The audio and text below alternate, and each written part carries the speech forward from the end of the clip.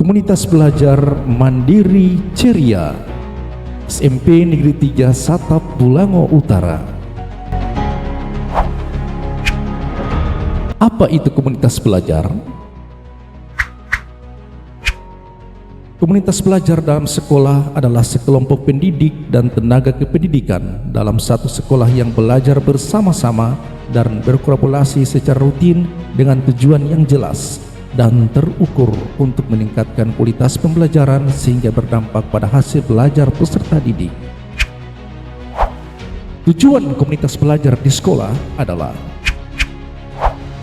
sekolah diharapkan dapat meningkatkan kompetensi pendidik dan membangun budaya belajar bersama yang berkelanjutan. Dampak Kombel buat sekolah adalah: dengan adanya komunitas belajar dalam sekolah, ketimpangan kompetensi antar peserta didik dapat diminimalisir sehingga peserta didik memperoleh pengalaman belajar dengan kualitas yang sama siapapun pendidiknya. Seberapa penting komunitas belajar di sekolah? Komunitas belajar dalam sekolah sangat penting karena komunitas belajar menjadi wadah untuk merealisasikan terjadinya kolaborasi antar pendidik. Pendidik belajar bersama, pendidik bersepakat tentang standar umum seperti pembelajaran yang efektif, rubrik, indikator penilaian. Pendidik bersepakat bahwa pendidikan semua peserta didik adalah tanggung jawab kolektif atau bersama.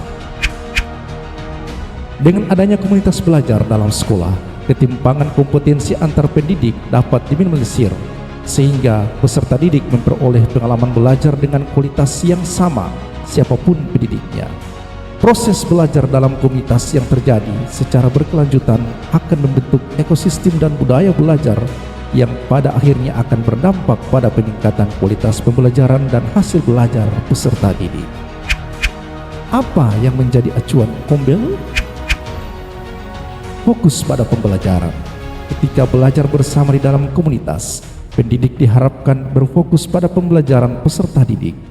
4 pertanyaan kunci menjadi acuan pendidik supaya fokus belajar dan diskusi dalam komunitas belajar adalah pembelajaran peserta didik. 4 pertanyaan kunci tersebut: yang pertama, apa yang harus dipelajari peserta didik? Apakah tujuan pembelajaran yang harus dicapai peserta didik? Yang kedua, bagaimana mengetahui bahwa peserta didik telah belajar? Bagaimana cara memantau pembelajaran peserta didik? Yang ketiga, apa yang harus dilakukan pendidik jika beberapa peserta didik tidak belajar? Dukungan seperti apa yang diberikan kepada mereka? Keempat, apa yang harus dilakukan pendidik jika beberapa peserta didik telah belajar? Pengayaan seperti apa yang akan diberikan kepada mereka? Terima kasih.